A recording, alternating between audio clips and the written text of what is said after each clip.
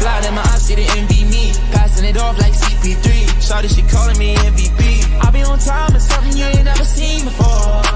They call me the Dama, really want my whole team to score.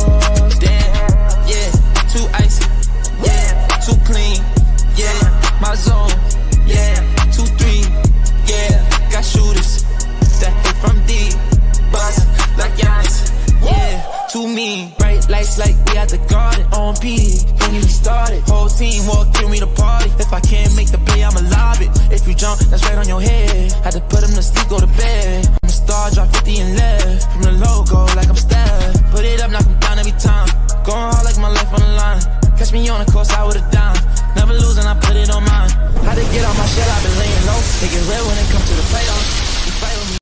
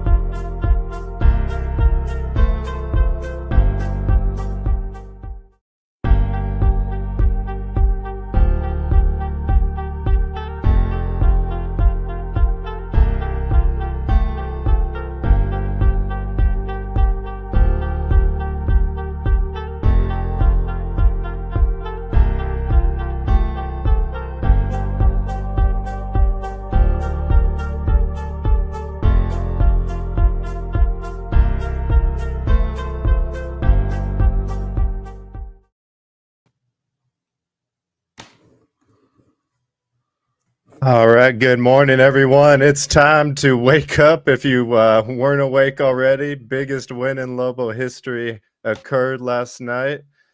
I know I'm still excited this morning after the 38-35 Washington win. Welcome to the Pit Press. I am not Ryan Tamari. I'm Ricky Thompson this morning, joined by Ben Wysong here to preview St. John's and New Mexico today and to wrap up whatever that miracle was last night that we experienced. But we're happy to be here with you this morning. Ben, you got the jersey on this morning. Did you sleep in it last night, sir? And thank you for joining. How are you? Yeah, thanks for having me this morning. Yeah, I mean, pretty much. I mean, I've been wearing this thing pretty much nonstop. So, but yeah, what a heck of a win last night for those guys. And I mean, I couldn't be happier for them, for that program. I mean, yeah, I mean, that could be that's a program defining moment, game right there. And, hats off to, I mean, that was the nice thing about this game is that all three phases showed up. I thought that was the perfect example of complementary football, especially in that second half. First half, I mean, yeah, defense, a little rough here and there, but, I mean, hey, sometimes it takes that long to figure a team out and really lock it in and, shut them down. So, and that's exactly what they did. They showed up in that second half, did what they had to do, made adjustments, and, hey, it's sealed the deal. So. Yeah, I'm still having a hard time believing it. I'm sitting there at halftime down 14, and I'm telling my wife when the first drive of the second half starts, if we get a stop on this first drive, this means everything in this game. If they score here, the game might be over, right? At that first drive. They get that first stop, and I'm acting like, we're in the game, and she's looking at me like I'm crazy. Well, here comes a second stop, a third stop. They stopped them 4 times in a row in the second half and forced them to punt. I don't know if we've seen a better half for the defense this year. Maybe some of these other games, lately they have played very well in the second half defensively. Sure. But to me, that's what stood out. But like you're mentioning, 26 straight losses versus ranked teams. The last ranked win was in Salt Lake City, October 25th, 2003. They were showing it on the broadcast last night when the Lobos beat Utah at University Stadium. And it says, according to Frank Macargliano at UNM, last top 20 win, you have to go back 84 years to 1940 when the Lobos won a game against a top 20 team. Mm-hmm. So I don't know, outside of Dampier, I want to hit on him. What do you think was the turning point, Ben, at halftime, besides just the defense? What did you see out there that really made a difference in the second half? Well, I think especially from the offensive standpoint, I mean, obviously Devin had a great game, but the fact that these guys were able to continue to drive the ball, they had the long sustained drives, and they didn't really put themselves in a whole lot of 3rd and long situations. And, it was more of like, hey, like a 3rd and 3, 3rd and 4. And you could just feel the confidence building too with that offense as, especially in that second half. I mean, even on that last drive, when Washington scored that touchdown and there was 3 minutes left, like I looked at my wife and I'm like, I think these guys scored too fast because, this offense has been rolling this half, and, the rest is history at this point. I mean, they just went right down the field, marched it in, and, Devin sealed the deal. So that was awesome to see. And then, from the defensive side of it, I mean, just the adjustments. I mean, they made the adjustments that they had to do. They were bringing a lot of pressure early on in the game, saw that it wasn't working. So they started dropping, 7, sometimes 8, into coverage, and, just letting the D line just do what they can and, get him uncomfortable. And I thought they did a great job of that, especially considering that they were only bringing 3-4 people at a time.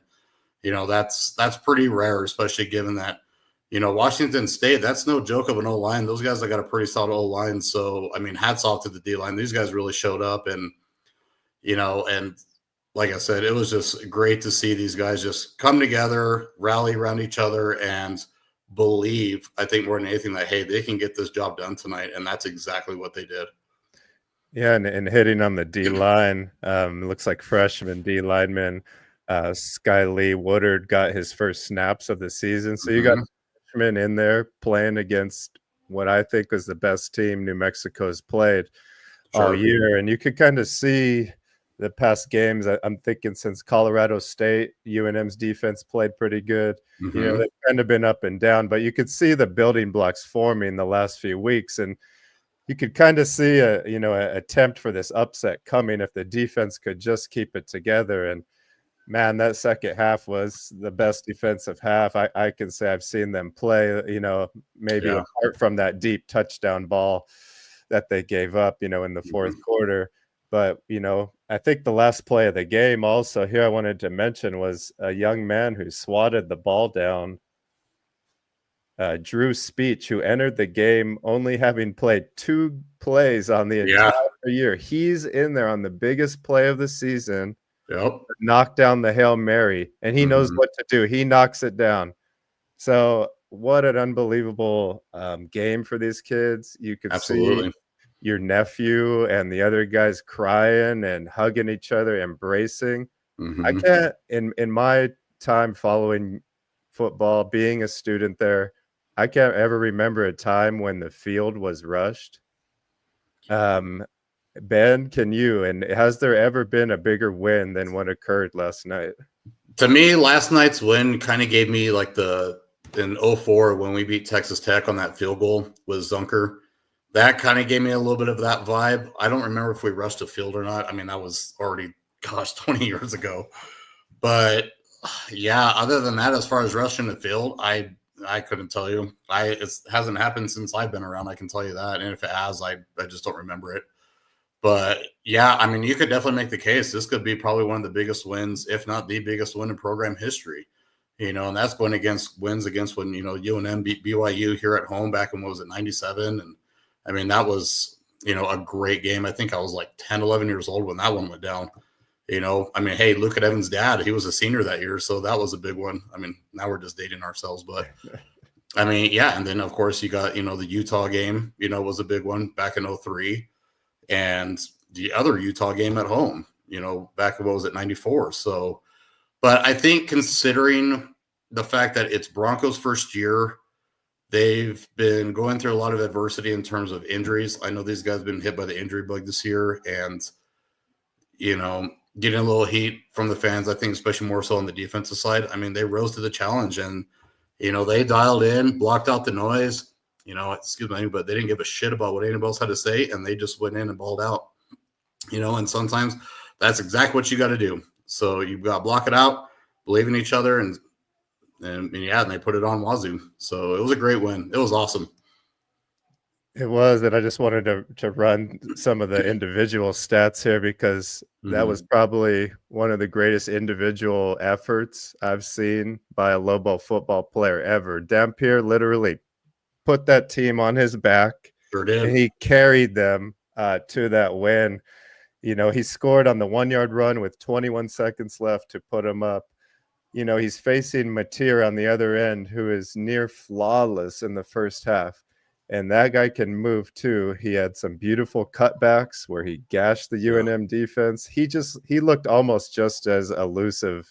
That guy's a stud. I gotta tip my cap to him. Matir that guy's every bit as competitor I've seen.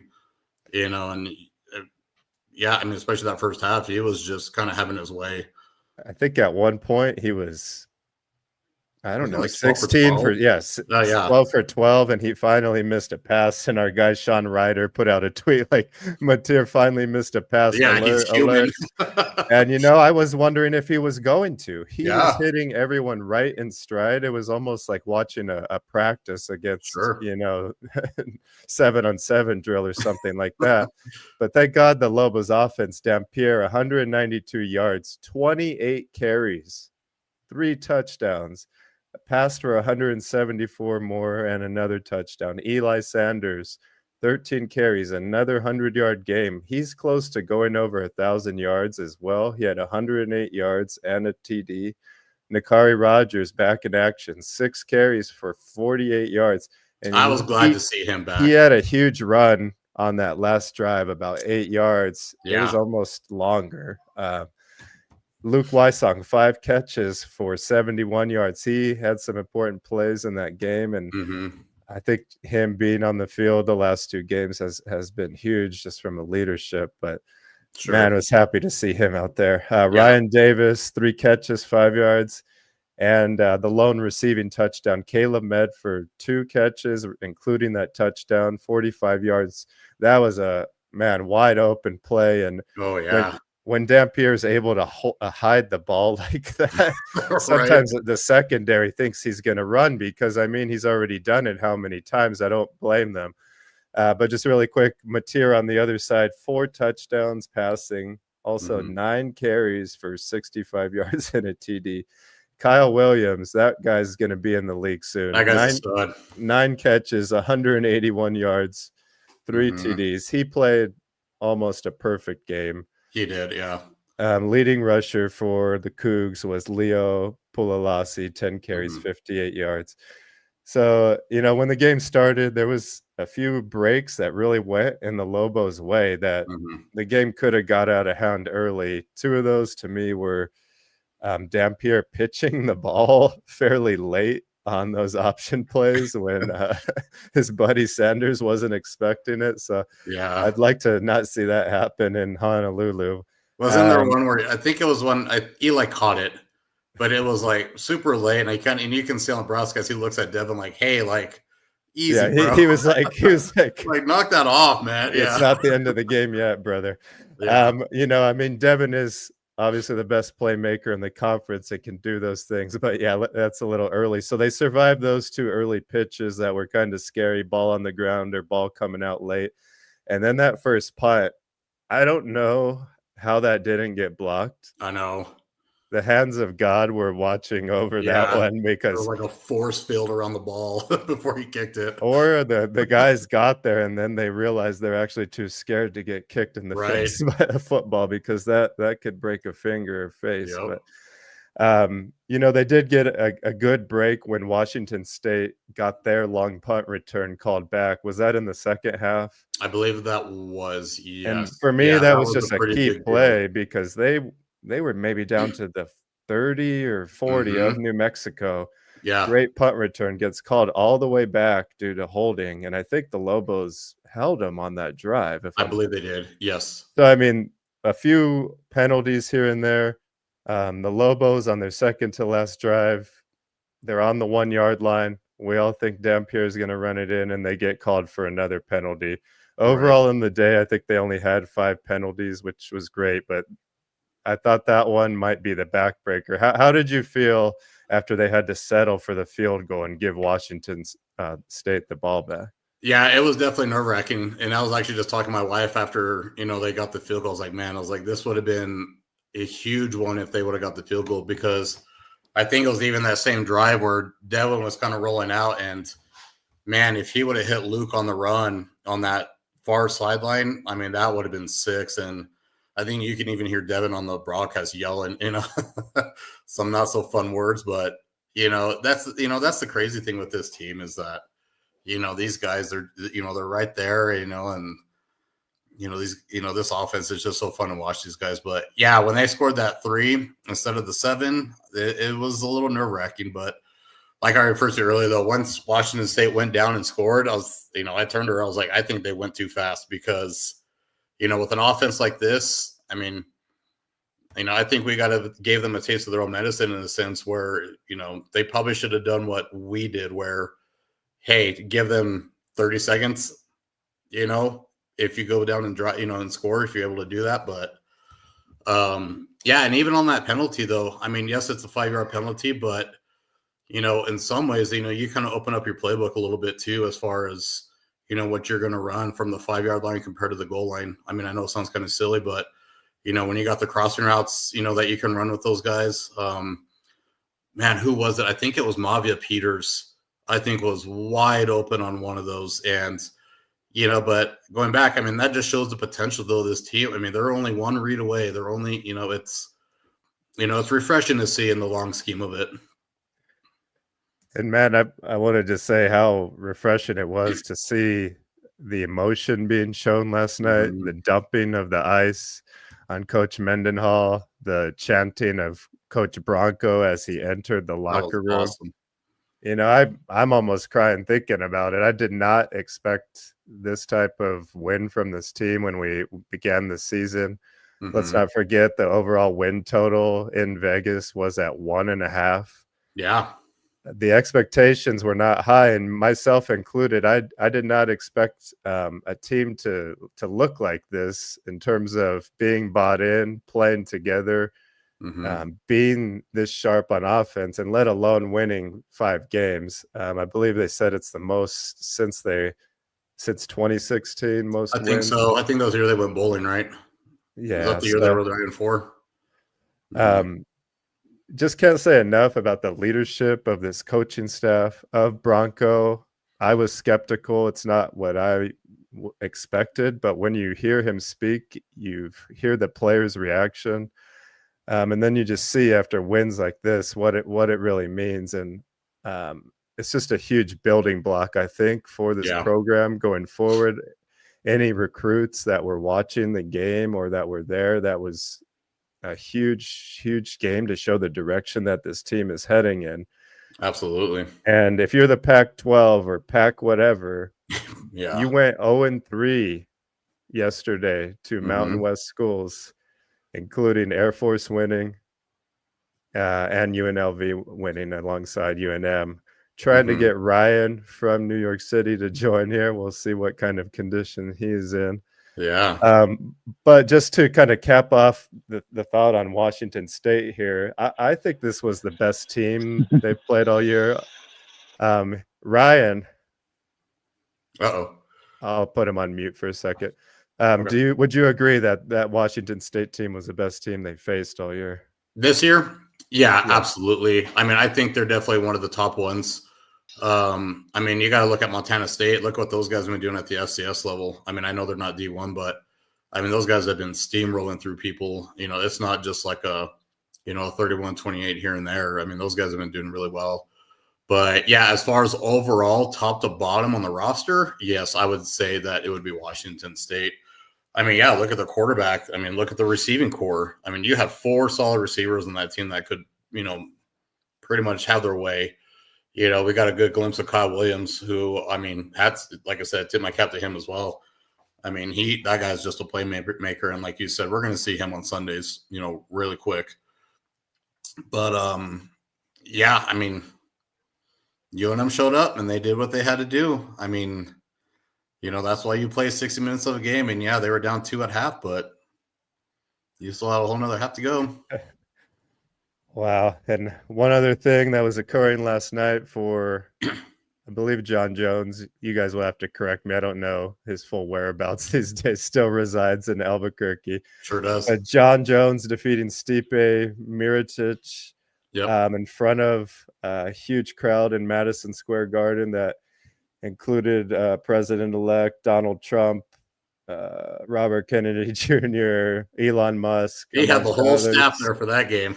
It was quite a show and quite a welcoming for him. But, I just wanted to compare this. It was 9 years ago on Friday that Holly Holm won her fight and the Lobos upset Boise State. Yep. So it's been 9 years almost to the day that we had a big UFC win and a big football win. Let's just hope it doesn't take another decade to get to this point. I know. I remember sitting at Uptown Sports Bar that night watching both of those at the same time. And that was a great night in itself too. But I mean, last night, it's got to rank up there with it, I would think. I know Holly's win over Ronda. That was a big deal just because, at that time, everyone, kind of thought Ronda was invincible, and just the way that Holly just decimated her. So that was awesome. And then, getting that win at the blue turf was great. So, yeah. And if we can get the trifecta this weekend with the basketball team today, there's no question at that point, this would be the greatest weekend in, Lobo sports history. Because, if you want to even dig further, you got both cross country teams, men and women. First time that both of those teams are going to the cross country championships, together. So that's a big deal in itself. What can you say? It's a great time to be a Lobo. It is. And looking forward to what we got going today. Ryan, I think you're going to have to. Oh, there you are. How are you, sir? Joining us live from New York City. Ryan, how are you feeling about Bronco Mendenhall and your Lobos? He looks like apparently he's a god. Can you guys hear me all right? Yeah, you sound fantastic. You look good. Bro. Nice haircut. Yeah, it's fresh. I got the I'm in the zone, chief. What was that, Ben? You got that high fade going on. I did. Well, I went to a barber shop and it was, it's not like anything back in Albuquerque. It's like, hey, come in and they're not speaking English and they cut you up and it's great. Yeah. I got I got a really bad haircut in Albuquerque. I don't know why I'm talking about this, but I needed to get cleaned up. Plus, I'm staying with my aunt, so I have to look nice for her. But yeah, I'm outside the garden now. I'm on 33rd, and I just went to Scout, which is right. There's so many bars here, just right down the street with UNM alumni. And you walk downstairs, and it was an alumni party. And then upstairs was St. John's. And one of the guys, I know a lot of people there. And Rick, you're going to love this. One of the guys I talked to, he said he was talking to the St. John's fans getting a drink upstairs. And he was like, yeah, St. John's basketball hasn't been relevant, but they love it. And they don't care that Rick Pitino's an asshole. And I'm direct quoting him. And I was like, they're winning, so they don't care. I thought that was great to hear. But for those listeners that know this, I used to work here. And as I don't ever shut up about New Jersey, so I'm happy to be here going to the game. And there's got to be more than 500 Lobo fans. There had to have been like 200-300 there. And then somebody was just walking down the street like, what's 505? So I thought that was funny. Not to change the subject, I definitely fell asleep during that football game last night and woke up at 1:45 Eastern time and saw that they had won because I gave up on them. No offense, I gave up on that at the half. Ben, You're getting a little rough on audio here, sir. Maybe our listeners bad, but they're to be excited, right? The game is in 2. Will you be at the game, Ben, in Hawaii? I believe. In Hawaii? No, just because that's Thanksgiving weekend and ticket prices were absolutely outrageous for that weekend with flights. So we're going to stay home for that one. But I know Adam and Beth are going to fly out there for that one, so I'm excited for them to go out there and watch the boys. So they're going to be pretty much like our representatives, I guess you could say, for the Weissong family. So, in fact, we're actually having to celebrate Thanksgiving today. We're doing our Thanksgiving dinner just because with everything going on. It's a busy month of November for us. So, well, there's a lot to be thankful for. absolutely. So perfect timing today. Ryan, you're frozen. I don't know if you can still hear us. If you can. Look at that side picture. I know. I mean, you need to start. Let's save this photo for your headshots. That could be his new record album photo right there. Tamari does New York. Okay, I'm going to remove him from now. Just wrapping up football here. As we're mentioning, Lobo football will be going to Honolulu, Hawaii to play the Rainbow Warriors. And is it next 2 weeks, right? In 2 weeks. Yeah, it's that Saturday of Thanksgiving. So the Lobos will get their last and final bye week. They had 3 or 4 this year, but this one is much deserved. And what a good way to cap off the season. I'm guessing they will fly to California, and then from here where I live, or LA, it's about a 5-hour flight to Honolulu. So maybe 7 to 8 hours of total travel time for the boys to get over there. Yeah, I'm a little curious to see what day they fly out. I mean, I want to say a lot of teams that I've seen, they usually will fly out, like the day before, but I've heard of other teams, especially flying out to Hawaii, they'll leave as early as Wednesday just to kind of acclimate, especially with some of those teams that are either like, the Central or Eastern time zone. Right now they'll be 3 hours behind Mountain Time. So yeah, not too bad. I think it just depends. I need to look and see what time the game is for us. I'd have to look. But yeah, that's going to be a great opportunity. I mean, and that's, even thinking about it too with this Hawaii trip, it's, it could have gone 2 different ways. Like, say, for example, what is UNM's mindset if they lost this game to Washington State? What's that going to look like when they play Hawaii? So now, I hate to say it this way. It's like, hey, it's just like, hey, it's our last game and it happens to be in Hawaii. We're just going to have a vacation. I totally agree. I was saying if they would have lost last night, Hawaii would have been their bowl game. Oh, absolutely. Except I don't think they would have played as hard as a bowl game. I think they would have just probably went for a vacation. And I don't think they would have walked it in, but I don't think they would have played the same type of game that they're going to play now. I would agree. Now that you have something more to go for, right? And you're building off this momentum. And I totally agree, Ben. Yeah. Yeah, exactly. And I mean, either way, I know this team's going to play hard. I mean, that's just the DNA of this team. We've seen it all year. They're going to play hard no matter what. But, you got a lot, excuse me, you got a lot riding now as far as the bowl game. So whether that be the New Mexico Bowl, which I'm assuming will probably be it, or me personally, I'm kind of hoping these guys get to go to another bowl just to experience. I mean, don't get me wrong. I mean, I love playing, in the home crowd. But, I remember when we went out to San Francisco in 2004 for that bowl game, and that was an incredible experience. I mean, going to see Alcatraz, we actually practiced. I mean, years later, we found, at the same college, the junior college what's that Netflix show, the junior college? Last Chance. Yeah, the Laney. Yeah. Last Chance U. So we practiced at Laney College, which I thought was pretty awesome. Like, years later, so I'm kind of hoping these guys get to experience something different a little bit. But I mean, don't get me wrong. I mean, hey, New Mexico Bowl is awesome. That was the last game I played in here in 2006. And, that was a great crowd. So either way, though, I'm excited for these boys. I mean, I'm excited, that these guys have an opportunity in front of them. Like you said, I mean, even before the season started, a lot of people have kind of written them off already. So just to see where they're at now and, just to see this team's DNA, go to work, so to say, it's been great. So the Lobos will be playing November 30th in Hawaii. It will be 7 p.m.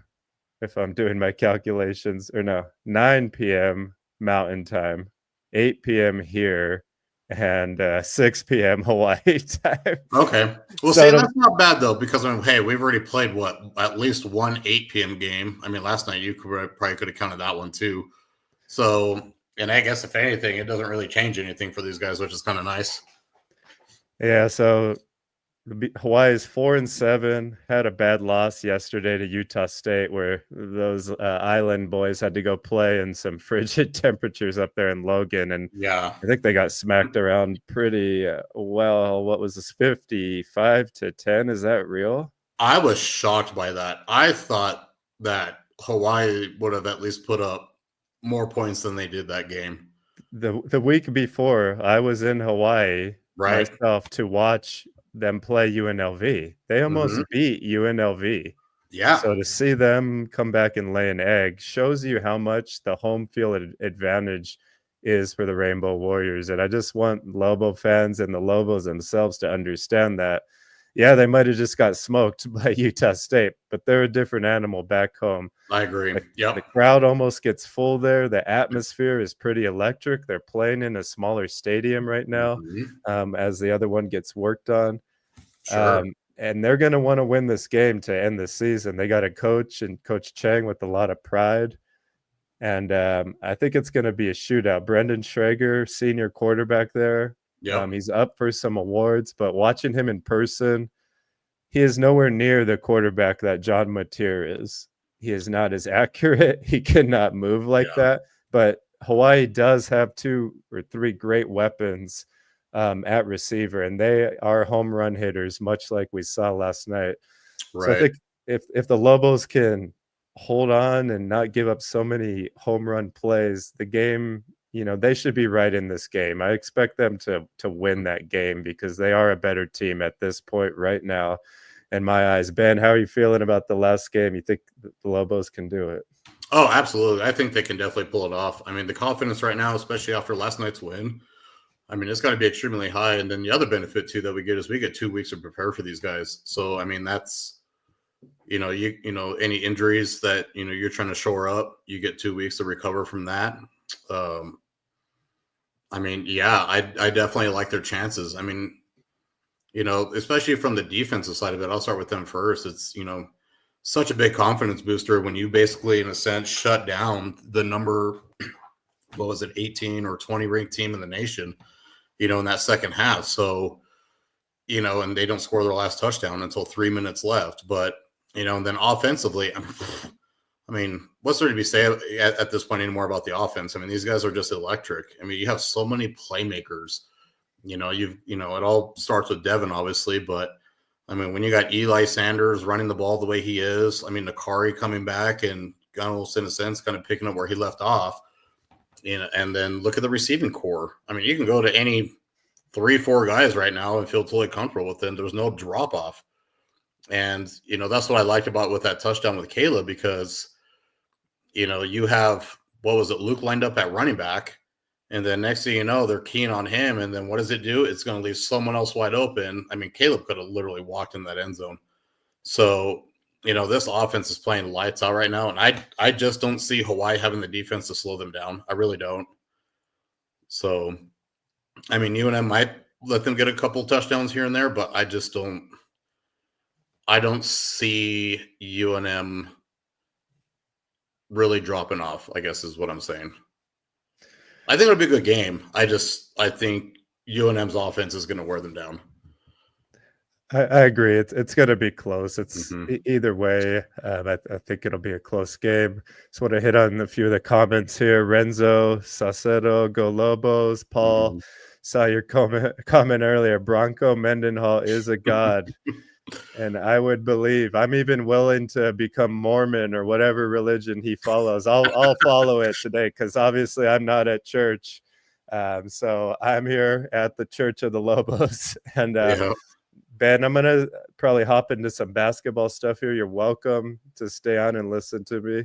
Okay, I'll probably hop off. Or hop up. But appreciate you. Thank you so much for joining me here. Yeah, no, thank you guys. Go Lobos, man. Yeah, this is an exciting win. And can't wait to see these guys get back on the field in 2 weeks. And, before then, happy Thanksgiving, everybody. But I'm sure I'll be back on before then. So definitely. Well, appreciate you, man. Have a good day and a good early Thanksgiving. Tell Luke to heal up, and your other nephew. Great game. Yeah, will do. Thank you, guys. Let's see if I know how to remove Ben. He removed himself. I'm just going to go through a few more of the comments here to wrap up some football conversation. Brown Sugar, if the same second half defense shows up, we have more than a chance. I definitely agree, Brown Sugar. Hawaii, they can put up some points in a hurry, though. Most like every team the Lobos have placed, they're able to throw the deep ball. So if the Lobos play like they did in the second half last night, I definitely expect them to come out on top for their last game versus Hawaii. Miguel Sanchez, Bronco Mountain West Coach of the Year, locked up in the last 2 weeks. Trying to think, we would have to obviously think about, I believe, Spencer Danielson at Boise State. He would probably be the favorite right now, but I think when you look at overall what Bronco has done and the transformation that this team has had over the course of the season, I think he should be up there and getting just as many votes as the Boise State coach, and I'm not joking about that. One thing I wanted to just hit on really quick for Dampier, we're talking about notable quarterbacks now in college history with 2,500 pass yards and 1,000 rush yards in a season since 2016. These are the only other quarterbacks besides Dampier to get it. Let me know if you've heard of them. Lamar Jackson? Yes. Kyler Murray? Yes. Jalen Hurts? Yes. Jaden Daniels? Yes. So that's the company that Dampier is in with 2,500 pass yards and 1,000 rushing. I believe he's also the only Lobo quarterback to put up 100 rushing and passing in the 5th straight game. I think 4 was already a record, but now he's done it 5 straight as well. I just still am in shock. I can't believe the good news that we had last night. I want this momentum to roll forward until today. We have a bunch of fans there in the New York area. I saw Mackenzie Bishop putting out some video last night. People are fired up in New York. I hope the basketball team was watching that game and can feed off the energy of defeating a ranked team. I think the football team probably fed a little bit off the basketball team's energy and riding it also. And Brown Sugar, is Mr. Dampier the greatest Lobo QB? I don't know if I'm equipped to answer that. I think we'll have former quarterback Ned James on probably, and our own Ed Nunez to talk about that. The other ones that for me that come to mind that are even up there are probably Stoney Case. There are some others I believe older that they always recount, but I can't recall any that I've seen my 38 years on earth better than Dampier as far as playmaking and just the will last night. That young man was exhausted. 28 carries. He's the smallest person on the football field, getting smashed by 300-pounders time and time again. But he just kept getting up. And as much as I don't like to see him run that much, I'm very happy that he did it, and I still can't believe it. For anyone out in New York, please comment on the show. We're going to try to get Ryan to join back here and see what he can give us from the Garden. I'm going to change over to some basketball conversation now if nobody else has anything for football. Hoping the Lobos here, led by Donovan Dent, Nelly Jr. Joseph, will be able to ride that momentum from last night. As we know, we got Richard Pitino playing against his father, Rick Pitino, one of the greatest college coaches of all time, basketball Hall of Famer. Historically, St. John's 3-0 versus our Lobos. They last played each other in the 99-2000 season, with St. John's winning 70-62. And that 1999 St. John's team was one that I remember. It included Ron Artest and one of his high school teammates. I can't remember his name. A guard that made it to the NBA as well. But that was a great team. I did not remember that they played the Lobos the year after that or that season. And the Lobos have played in Madison Square Garden as well one time in the 64-65 season, losing to the Red Storm 61-54. After today's game, Lobos will be returning home for 2 games at the pit. Over the past 3 years, something remarkable that I don't think I had realized is that the Lobos have the second best non-conference regular season record outside of Purdue. Under Coach Patino, the last 3 years, they are 28-1 in the non-con regular season. That is really hard to believe. They really started this ascend 2 years ago, or 3 years ago, I guess, when they started winning all of these non-con games. And since then, it's been very difficult to beat them. But this will be the toughest test the Lobos have faced in the regular season in some time, or maybe since they used to play Arizona years ago with AJ Bramlett and crew. Looking at St. John's, they are number 20 right now in the Ken Palm rating. UNM sits at 53. In the Evan Mia rating, St. John's is rated number 28, and New Mexico comes in at number 51. When I watched St. John's play a couple nights ago, it was kind of painful to watch for the first 30 minutes. With about 10 minutes left in the game, they only had 40 points. And this type of slowdown style is going to be very interesting to see in contrast to one of the fastest teams. And one of the fastest men in America is joining us right now from the Garden. Ryan, what do you got for us, brother? Oh man, can you hear me all right? You're crystal clear. Perfect. I didn't know if you guys could hear me earlier. I was trying to mooch up street Wi-Fi in New York City. Well, it's cool to be in the Garden because, as everybody knows, I'm a Knicks fan. Let me turn the camera around as they warm up. But I'm excited to be here, man. I lost my train of thought because I was just trying to get in here. But I'll read some stuff off here while you get it together. Word. St. John's comes in averaging 84.7 points a game. I'm going to put you on mute for a second. They rebound the ball at 40 rebounds a game so far, much like the Lobos. 17 assists a game, though, for St. John's so far. Lobos averaging 18. But just, Ryan, I don't know if you can mention anything you watched the other night, just how different St. John's style of basketball is from New Mexico and how slow they were playing in that game. And what do you think is going to happen there tonight, to this morning? Well, I know that morning for you guys. It's been a long 20 hours for me. I know, the first person that jumps out in my mind is Devion Smith. He was a Utah transfer. He's really fast. I think Wagner they beat Wagner on Tuesday night in Queens at Carnesecca Arena. That's a different, that seats like 4,000. That's not the Garden. But I don't know. What I saw, they played kind of slow. They played really good defense.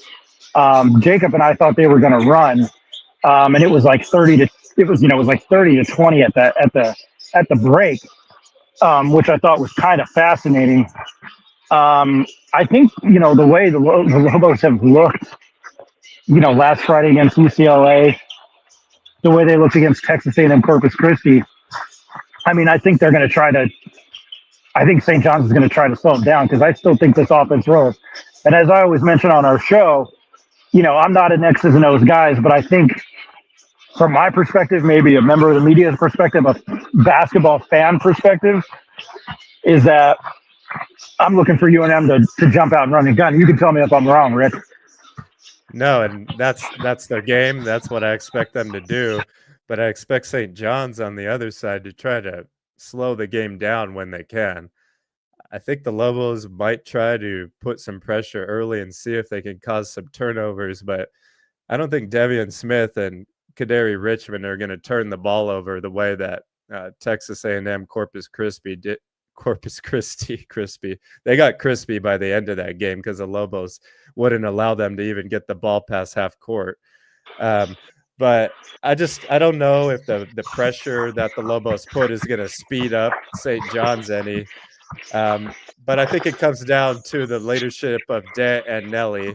If either Det or Nelly gets in foul trouble, I think it's going to be very hard for the Lobos to hang in this game. And one other thing, I think we know Det and Nelly what they are. What are the supporting pieces going to be today? Who's going to jump off at us? Is it going to be Amzil? Is it going to be Washington? Or is it going to be Nelson? I think it's going to have to be all three of them. It may be one of the freshmen. Who do you see, Ryan, stepping up today in this atmosphere, in somewhere most of these guys have never played? Oh, I think you got to go with probably CJ Noland. I mean, he played really well against UCLA. He didn't look good against Nichols. He shot the ball poorly. Played well against UCLA. He wasn't that good against Texas A&M Corpus Christi. I would think he's a veteran, dude. Like, he's been in the tournament. He's won an NIT championship. This atmosphere should not, deter him. I think he's got to step up. This is going to be a Pitt atmosphere, which I can't believe I'm comparing the Pitt to the Guard. I mean, I know they're two basketball sanctuaries, but there's going to be 12, 13,000 people here. I think that was already what I had heard was sold, and that came out of Rick Pitino's mouth. I think Washington's going to have to play defense. His offense hasn't been good, but his defense has been very, very, very good. Mustafa Amzil's played well. I think it's got to be your veteran guys, man.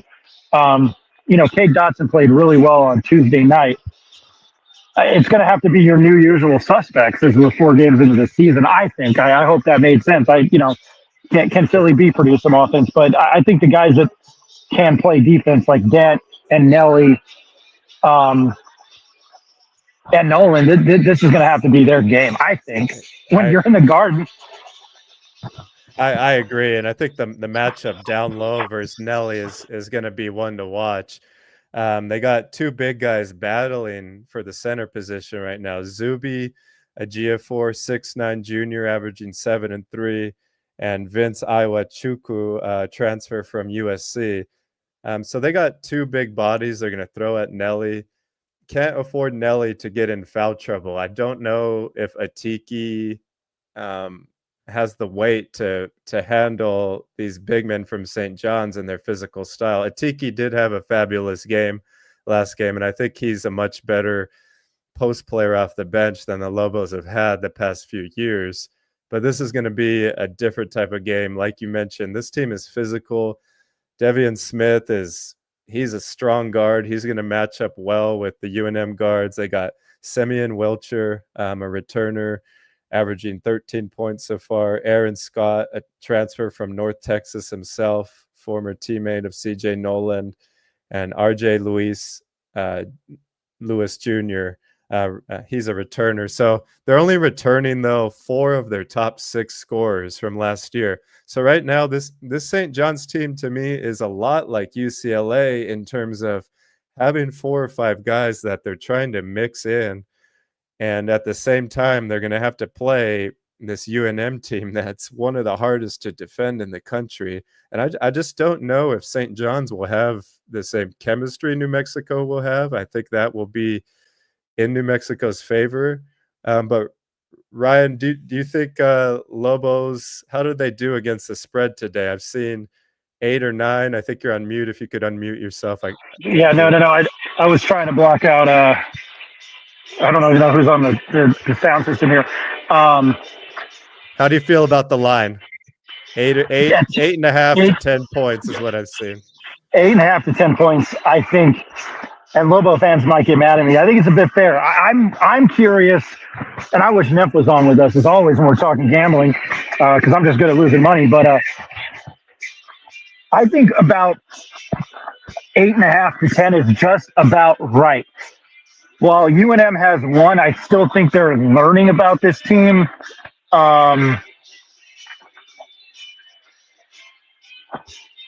This is not Henderson, Nevada. I get the Pit is a sanctuary, and I think I've already mentioned that. That is a cathedral of basketball. And I think a lot of, players that you've seen have gone to play in the Pit for that reason. I'm curious to see if the Garden is going to intimidate them. You have to remember, St. John's plays at a couple of different venues around this area. They don't always play in the Garden. This is a charity event, Hoops for Heroes. And what better way to get? That's worth mentioning, right? So it'll be the first time for a lot of St. John's players playing there. Yeah. I'm guessing the commute from Queens at this time of day is maybe an Not hour.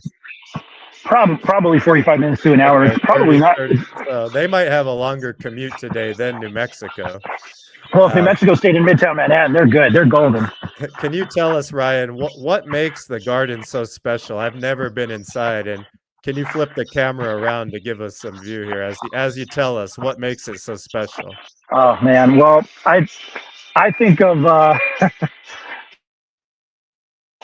I think I went out there. I'm sorry. You're fine. I'm the Knicks fan. I'm not a Rangers fan. I root for the New Jersey Devils. So this is home to the Rangers and the Knicks. I always think of God bless his heart, John Starks in Game 7 of the 1994 NBA Finals, going like 2 of 19 in this building. Hakeem Olajuwon, Big Shot Bob, Kenny Smith, Rudy Tomjanovich walked out of here with a NBA title, and I was like 7 or 8. Watched it with my grandfather in New Jersey. It was painful. You look at last night, regardless of what political side you're on, this place was booming last night. You had one of the, and it's the Albuquerque tie. You had one of the, probably arguably the greatest UFC fighter ever. I'm not the biggest UFC fan. Once again, that's a Neff thing. This place was buzzing last night, and then you have a legendary name in college basketball here today. I mean, there's always something going on here. It's just truly, I used to take the train in here all the day. It's just truly, I haven't been back in here since an Elite Eight game. I saw South Carolina advance to the 2017 NCAA Final Four because the East Regional was here. But I mean, I don't even have to explain it. It's the Garden. So I think for UNM to be here, have this affiliation with St. John's and Rick Pitino. I mean, I try to watch our cursing on this show now, but it's cool as fuck, man. Like, this is, and for me, somebody who has roots in New Jersey, to be here, I'm rambling, man. I'm just excited. I think this is very, very cool. And something I've tried to watch and not say on our show is how much of a devil's advocate I am, so much of a naysayer. But when I saw this schedule and what they did last Friday against UCLA, and it was pure domination, to be here, 8 days later, 9 days later, and you're playing a formidable name in college basketball. Now, granted, they're different now, but I don't know, man. This is cool as hell. I wish you guys were all here, Rick. It's. I think you would be in heaven. Ed and Neff and Eric. I don't know. Words can't describe it, man. It's the Garden. Well, I'm happy you're there, man. Wear the Pit Press colors proudly for us. I'm very proud of what you and Eric have built here and what we're able to do. There's not a lot of other people doing this, so glad you're providing the coverage for us out there, man. And well, I'm trying, and again, I have to thank I have to thank the UNM athletic department. I go back to my days at the Daily Lobo, which, controversial or not, Steve Kirkland's been awesome, and to get a text yesterday and said, "Hey, your press pass is going to be on the employee entrance at 8 and 33rd." I was like, "Can you show it to us?" Yeah.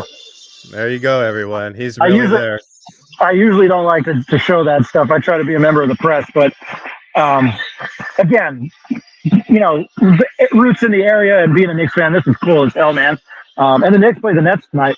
Rick, I got to ask you, I don't even know if I answered any of the questions just because I'm so amped to be here. What do you think about the game, though? Oh man, I'm still kind of deciding what I think is going to happen. I'm still riding a high from last night, trying to come down and think about this logically here. I'm not lying when I say I wasn't impressed by St. John's watching them. They they were struggling against, who was it, Wagner? Wagner from Staten Island. I mean, the one thing that they did to Wagner that they're going to try to do to the Lobos is they're going to try to put the Lobos deep into the shot clock, meaning force them to take shots with 10 or less seconds on the shot clock.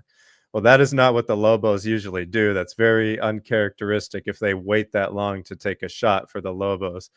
So St. John's is going to try to slow the game down, try to force them to hold the ball longer than they want. St. John's wants to control the ball themselves and not give up turnovers. Rich, old man Patino has been watching the Lobos closely. He knows all their players by name. He's been hyping this game up for St. John's himself. He's had this circled, I mean, he sent Nelly to Albuquerque. But he's had this game on the calendar for his players because he knew these first 3 games were just kind of a cakewalk. This is the first really game he's seeing as a challenge for his team.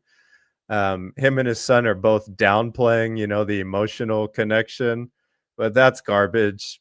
When you're going against your dad, and I don't care if it's checkers or horseshoes or a game in Madison Square Garden, it means a little more. And I think both of them are going to be fired up.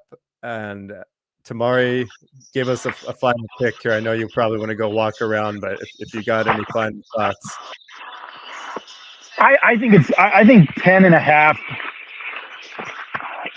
is quite a bit. I'm sure if you talk to a Johnny's fan,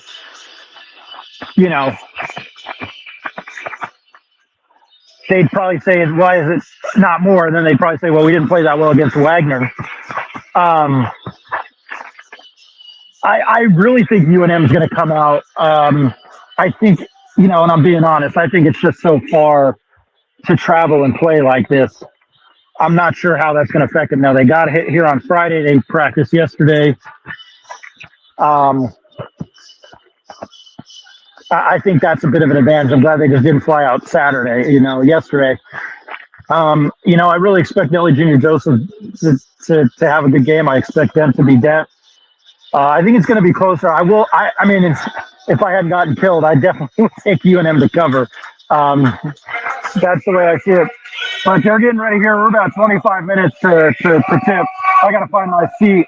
Okay, Rick, thanks. Just give us like 2 minutes of video as you walk out. Ryan, thank you for joining us. Where are you sitting? Where do you get to sit? Well, I'm gathering. I'm down there. I see, as everybody loves Jeff Grammer, he's down there. I got to give a shout out to the UNM Alumni Association. They were at a bar on 33rd down the street across 7th Ave. Our boy Mackenzie Bishop getting wild last night somewhere. There's a lot of Lobos wandering around.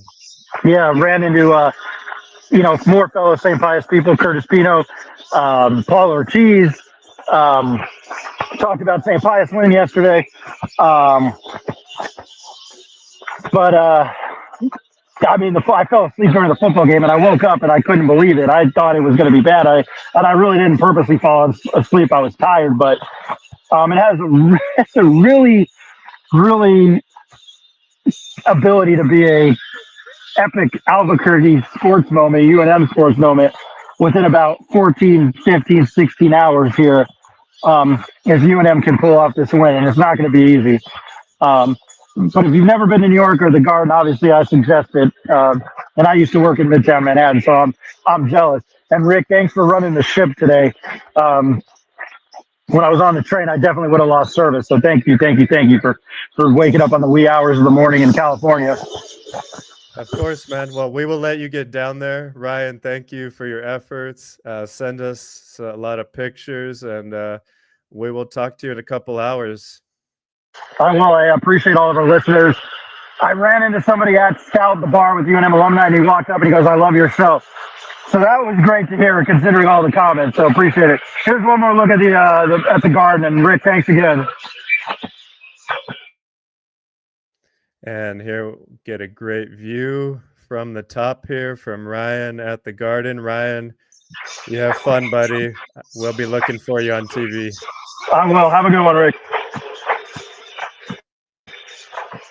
All right. So let's share what Mr. Miguel is thinking here about St. John's game plan today. He believes they will force the offense to run without Dent. Maybe we need Dent and Dodson in together. I think that could be something that happens. They try to get the ball out of Dent's hands, but when you're as good of a ball handler as Dent, it's kind of hard to take the ball out of his hands. As we saw last game, even when you pressure him, he's able to get through it. So I actually hope that St. John's does try to press today. I hope they do try to put full court pressure because it probably will not turn out well for them. That's how much confidence I have in Dent. But to your point, Miguel, about Dodson and Dent playing together, I love that backcourt because we saw last game Dodson can hit the three of four from downtown, and he shoots it without hesitation. He's not thinking about if he should pass the ball again or if he should dribble. He knows that's the shot, and he shoots it. And he can also be the primary ball handler, and he looks up to Donnie. So I think their chemistry is really good and one to look for. But if he can handle the ball, like you're saying, Miguel, while Dent is on the court, that keeps Dent from expending so much energy. And I think Dent can be a good cutter without the ball. If you look at Steph Curry or Jared McCain on the 76ers, Dent's former teammate in California, they relocate themselves after they pass. And I'm not saying Dent is the type of shooter they are, but I'm saying after Dent gets rid of the ball, he needs to cut to the hoop or provide other spacing options to allow these guys to find him without the ball. Ronnie Chavez, I agree, man. It's pretty big when you're on the side of Madison Square Garden and you got father and son with your face plastered up there with your dad. Very cool to get that recognition.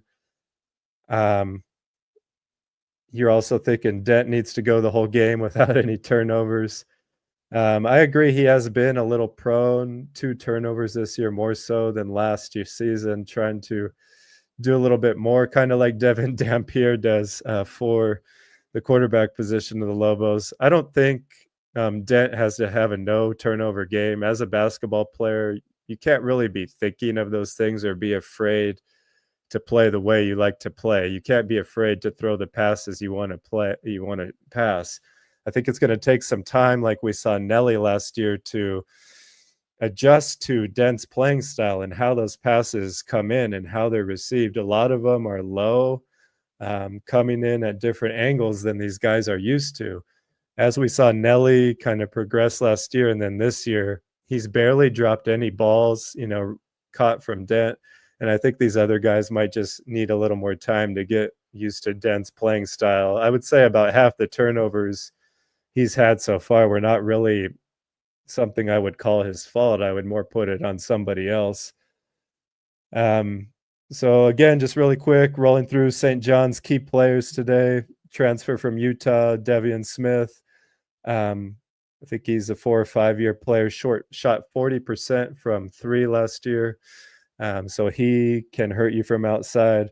And then Kaderi Richmond, senior, all Big East first teamer last year, transfers over from Seton Hall, averaged 15 points, 16 rebounds, along with 6 assists last year. So the guard position for St. John's is very strong. Like I mentioned, I just think it's going to come down to the chemistry, and the Lobos should have the edge in that department today. So I think the leadership is also going to be there. Dent seems to be filling that void perfectly, and I see Nelly Jr. Joseph really being a quiet leader for this team and just being a dog out there. Before we wrap up, if anybody else has anything about St. John's, feel free to add it here.